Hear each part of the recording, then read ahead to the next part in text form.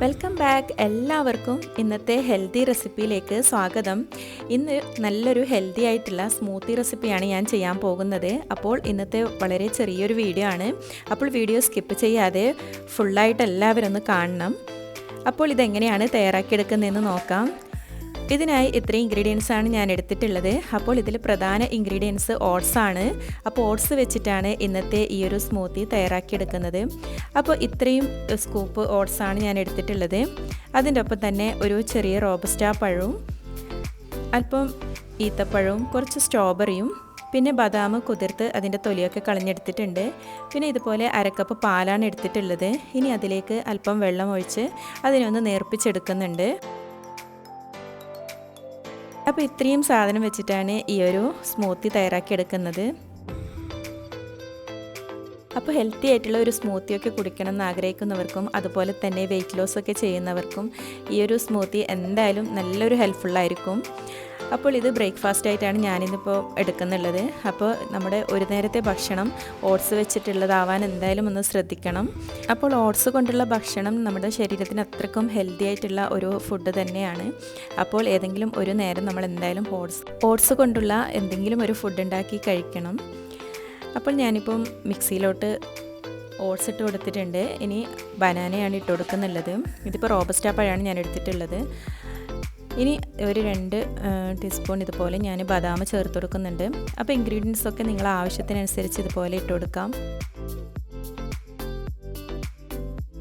ഇനി ഇതിലേക്ക് ഇട്ട് കൊടുക്കുന്നുള്ളത് സ്ട്രോബെറിയാണ്.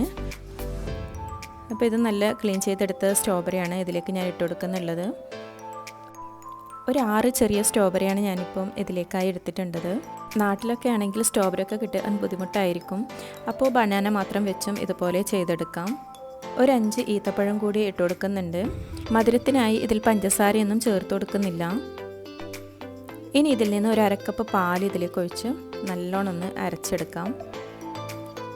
ബാക്കി പാൽ ഇതിൻ്റെ തിക്നെസ് നോക്കി വേണമെങ്കിൽ ചേർത്ത് കൊടുക്കാം. അപ്പോൾ ഇത്രയും മതി. ഇപ്പോൾ ഇത്ര കുറച്ച് പാലൊഴിച്ച് കൊടുത്താൽ മാത്രമേ നന്നായി അരിഞ്ഞു കിട്ടും. ഇനി ഒരു ടേബിൾ സ്പൂൺ ചിയാ സീഡാണ് ഇതിലേക്ക് ചേർത്ത് കൊടുക്കുന്നുള്ളത്. അപ്പോൾ വെയിറ്റ് ലോസ് ചെയ്യുന്നവരാണെങ്കിൽ ചിയാ സീഡ് ചേർത്ത് ഇതൊന്ന് തയ്യാറാക്കിയെടുക്കാം. അല്ലാത്തവരാണെങ്കിൽ ഇത് സ്കിപ്പ് ചെയ്യാം. ഇനി ഇത് നന്നായി ഒന്ന് ബ്ലെൻഡ് ചെയ്തെടുക്കാം. അപ്പോൾ അല്പം തിക്കായിട്ടാണ് ഈ ഒരു സ്മൂത്തി ഉണ്ടാവുക.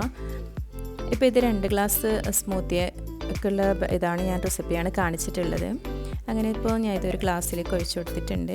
അപ്പോൾ ഇത്രയേ ഉള്ളൂ. വളരെ പെട്ടെന്ന് തയ്യാറാക്കിയെടുക്കാൻ പറ്റിയ നല്ലൊരു ഹെൽത്തി ആയിട്ടുള്ള സ്മൂത്തി റെസിപ്പിയാണ്. ഇനി ഇതിൻ്റെ മുകളിലായി അല്പം ചിയാ സീഡും കൂടി വീഡിയോക്ക് വേണ്ടി ഇങ്ങനെ ഇട്ട് കൊടുക്കുന്നതാണ്, നിർബന്ധമൊന്നുമില്ല. അപ്പോൾ വളരെ പെട്ടെന്ന് തയ്യാറാക്കിയെടുക്കാൻ പറ്റിയ സിമ്പിളായിട്ടുള്ള ഒരു ഹെൽത്തി റെസിപ്പിയാണിത്. അപ്പോൾ റെസിപ്പി ഇഷ്ടപ്പെട്ടാൽ മറ്റുള്ളവരിലേക്കൊന്ന് ഷെയർ ചെയ്ത് കൊടുക്കാൻ മറക്കരുത്. അതുപോലെ തന്നെ ഒരു ലൈക്ക് ചെയ്ത് സപ്പോർട്ട് ചെയ്യണം. വീഡിയോ ആദ്യമായിട്ടാണ് നിങ്ങൾ കാണുന്നതെങ്കിൽ സബ്സ്ക്രൈബ് ചെയ്ത് സപ്പോർട്ട് ചെയ്യാനും മറക്കരുത്. അപ്പോൾ ഓട്സ് വെച്ചുള്ള ഇനിയും ഒരുപാട് നല്ല റെസിപ്പിയുമായിട്ട് വീണ്ടും വരാം. അപ്പോൾ വീഡിയോ നിങ്ങൾക്ക് ഇഷ്ടപ്പെട്ടാൽ നിങ്ങളുടെ വിലയേറിയ അഭിപ്രായങ്ങൾ കമൻറ്റിലൂടെ അറിയിക്കാൻ മറക്കരുത്.